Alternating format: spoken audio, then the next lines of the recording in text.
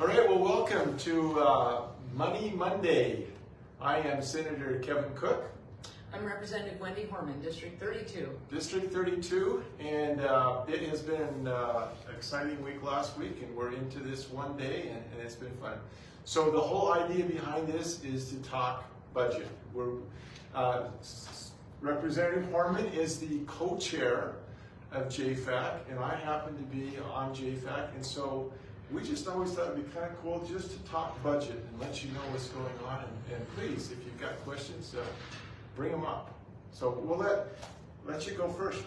Some of the stuff you've seen. Big week last week.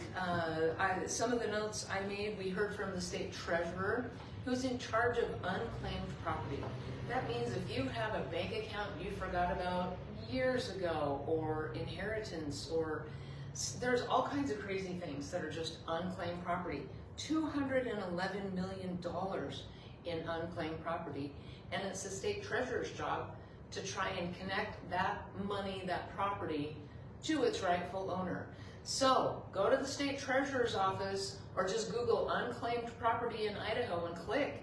I did it and found a very old savings account a couple of years ago. It was like $100 or something. Darn. But if you own it, you deserve it back. So go to the state treasurer's office and look for unclaimed property and see if you're on the list. Who knows, you might have $1 million that's sitting out there. That'd be exciting.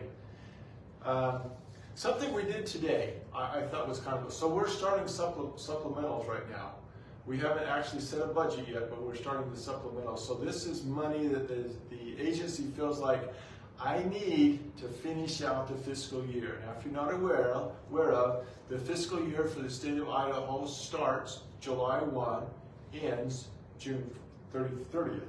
And so we have a few more months left of the fiscal year. So they're asking for extra money to get through it. But it was kind of interesting today. We had two supplementals, and this was not to point fingers at the agency or anything like that, but just to tell you that we're doing our due diligence. So we had the state appellate court. They wanted a 3.98 terabyte hard drive, okay, an exterior drive. And they said it's going to cost us $67,000.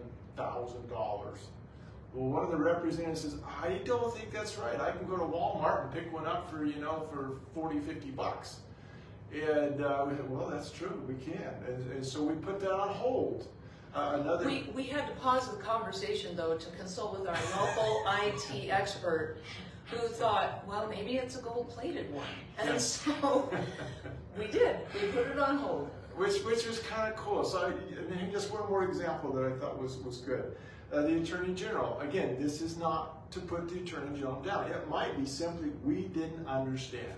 But they were asking for 10 FTPs. They already have the FTPs, so these are full-time positions. They already have been appropriated to them and the funds.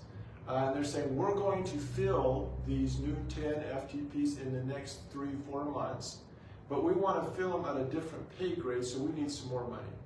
So my question was, can we get all 10 of those filled within the next 3 or 4 months? And if so, they've been empty the 9 months previous.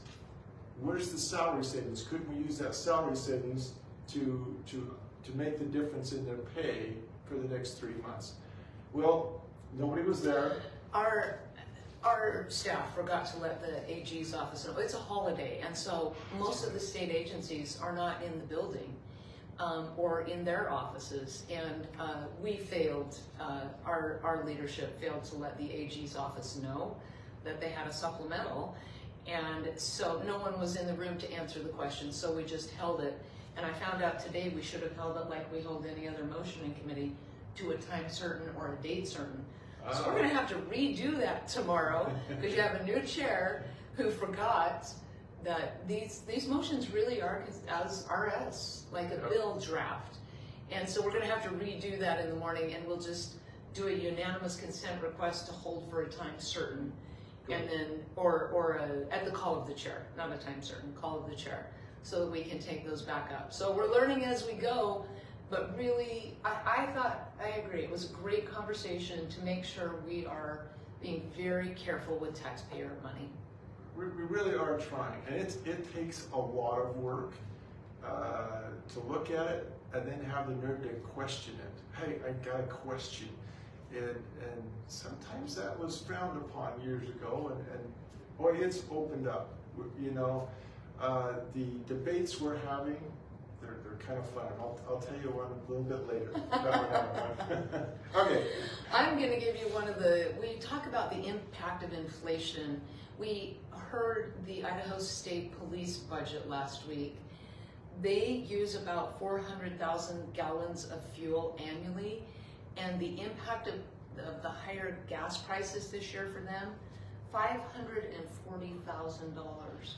So this inflation, I know we're all struggling to live under it, but it's having drastic impacts on state agency budgets as well. And the brand inspector also had a $54,000 request for increased fuel costs. That was one of my favorite presentations last week. The brand inspector goes out and makes sure you're not stealing cattle and horses and stuff like that. And he stood up there and said, if we don't need it, we don't ask for it. Cody Burlisle, State Brand Inspector. I loved that, and I wish more agencies had that attitude. He came in as a good old cowboy. It was kind of great. Refreshing to see him. It was great. Yeah. Good guy. What else we got? The other thing we had, well, I'll give you my favorite quote of the week. That was my favorite attitude, if you will, even though it was a quote. We heard from Juvenile Corrections. We have some requests in there for what are prevention activities. So one of the presentations, they said, you spend $1 here, you're saving $75 in future incarceration or parole and probation, those sorts of things. And so Monty Pro, I believe is his name, said, it's better to prevent a fall from the cliff than to have an ambulance at the bottom. And so some of these have big price tags, but the price tag would be even higher later if we don't implement some of these evidence-based solutions that we know keep kids out of trouble, give them the support they need before they get into trouble. So this weekend, well, to back up, one of the budgets we looked at was for the health and welfare, is one I covered, and there's one that was for the State Hospital North about some stuff that they wanted for accreditation, and it just sounded like an awful lot of money. So Sherry and I went on a field trip. We drove to Orofino. Is that how you say it? I think so. Orofino. It's the Orofino. Their high school mascot is the Orofino Maniacs. It's kind of cool. Took a picture of it. But anyway, I went and visited the State Hospital North and had a tour. And they weren't going to let me in at first. And I had to come back 2 hours later, and they gave me a tour of the place. And I figured out what they were doing, and hopefully to have a meeting with the division head of that, and figured out some more information. But it was interesting to say, here's what they want, and then to go physically look what they're going to do with that money and how it's going to be used. And so again, we're trying, and I'm not unique. People are trying to figure out what are we doing with this money. Not very many people are willing to get in their car and drive to Orofino, though. This guy does his homework, and it's a great thing for taxpayers and for me, because I kind of cover some different budgets, and we can collaborate and learn. I mean, another really good example is the money we gave to health and welfare last year to pay for rate increases for those who work at Development Workshop and other agencies and nonprofits that serve the disabled in our communities. We heard a heartbreaking story a couple of weeks ago from one of those. 2 people had to sleep in their wheelchair because they had not been able, so they were in that wheelchair, I think, 14 hours. Yeah, so Because think they about can't no get bathroom breaks. no Yeah, it's food. it's not good. Yeah, so we're really working jointly to try and get that rate increase for those who are serving some very vulnerable populations in our state, which got even harder during COVID. Yeah. So, And this is another one. You know, Representative Harmon used the statement of we spend $1 here, we're going to save $75 down the road. This is one of those again. As they're saying, if we help some of these mental disabled people at an early stage in some of our home-based and community-based programs, they don't end up in a state hospital or at Switzy where the cost is just unbelievable for a person. So if we can spend some money up front, help them, and hopefully get them better, that they can participate in the community, then we've saved lots and lots of money. Yeah. So. Other thing we had last week is JFAC does not take public testimony from the public because we're working on state agency budgets. Now, we've taken some criticism for that over the years, but what we do is invite our chairman from the policy committee, so House Education, Senate Education, etc., to come and report to us on their opinions of the budgets that are related to their committees. So we had Chairman Yamamoto, Senator Cook reported on Mine was Congress. kind of interesting. So they had asked me 3 different occasions. I said, I really don't have anything to say. So I show up at JFAC and I'm on the agenda for the 4th time. So I felt a little guilty and stood up and gave a short little speech that I think turned out okay. It was great. I think that's really important for committee members to hear what's going on and what the chatter, if you will, is in the policy committees around the appropriations that we'll set. We want to make those bills that come out of the policy committees a priority. Make sure that we have funds available for them. So it's really valuable for us to hear, and at least in my opinion, what the priorities are. I think it is, and listening to the other chairman that did participate, saying, hey, this is what my committee would like you as JFAC to consider. And there were several that had a good list of JFAC, I want you to look at this, consider this. And I'm thinking, that's awesome, because they're coming from the policy world into the budget world. And so I will be better prepared next year to do a better job at that, because I think it is important. I think it was good. Talk about CEC. Yes, let me talk about CEC. So this was really I think it was awesome. I totally agree. Well, I'll just tell you the story. It was good. It was good. Not at the time it wasn't good, but anyway. So Britt Raybould, Representative Raybould, sits right next to me. So she is from, I don't know what district, but it would be Madison, right. 35, I think. So if you don't know Representative Raybould, she is very, very articulate, very, very smart. And she was going to debate one side. Well, she had a different motion than what I had.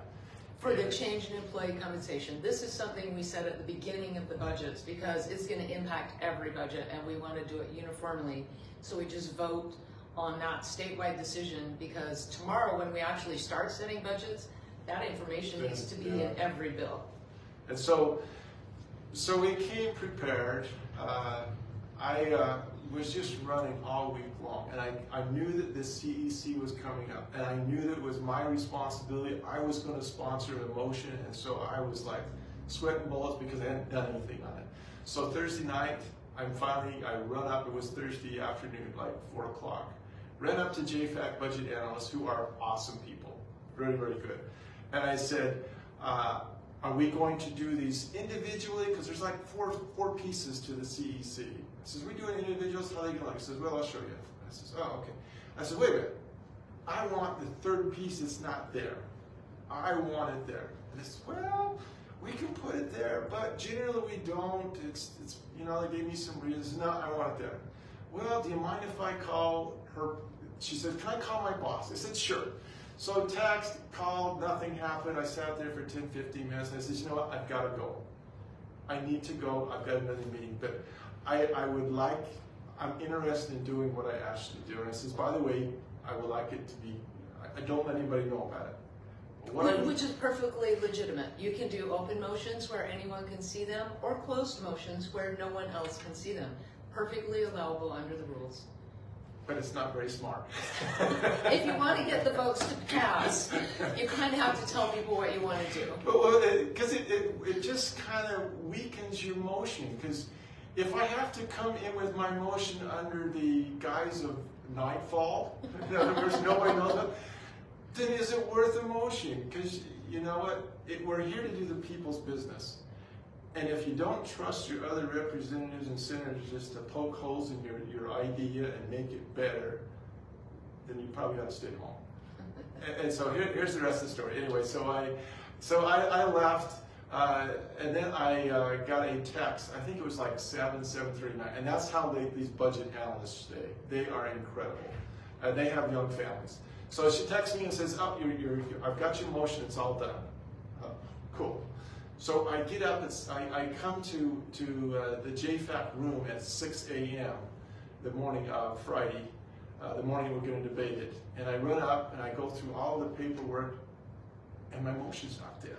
It's not there what I want. I'm like, dang! So I grab all the paper, I run downstairs, I rewrite my motion, I calculate all the numbers. It took me forever, and I ran back upstairs with my new motion in hand, and I get up to the rotunda just before I go in the door, and the budget analyst pulls out this paper. She kind of looks around, pulls out the paper and says, "Senator Cook, here's your motion." And she says, "And nobody knows about it." And I thought, oh, good. I grab it, I run in, I sit down, I look at the motion she gave me, I look what I wrote up, and it's the same, and we're good, and we go on. So, Representative Horman is the co-chair at this time. My first day being in the chair when we're actually going to take votes. So I'm a noob at this too, because I've been chairing and been on the committee for a long time, but this is the first day I was going to be chairman where we're actually taking votes. So I made her earn pay.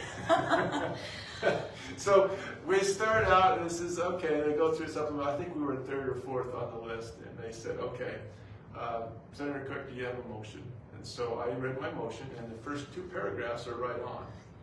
The third paragraph is the one that they left off, so nobody knows about it. So I read my third paragraph. And that's when I'm going like, I heard a little chatter going on in the back room, but you know, I just kept reading and got through it. And then Representative Harmon says, "Senator Cook, nobody has that motion." And I says, "I have it right here." And she gets her gavel and hammers it. It was a little loud. Caleb said, "I need to swing it." That was, so Caleb, we're missing you. Hope that your wisdom teeth poll went well. We're missing you. But that was Caleb's coaching. When you swing that gavel, swing it like you mean it. She let, and it brought me back to reality, and I realized, what have I done? Because I sat by Representative Harmon last year, and she told me all the evils about having a secret ballot. She says there are good times to have it, but they're seldom. And when she hit the ballot, I realized I had just introduced a secret ballot. And so she stands up, marches over to my Kevin, hallway. She takes me out to the wood shack. And she was very nice, but you know, she says, "Why did you do that for us?" I honestly didn't realize it.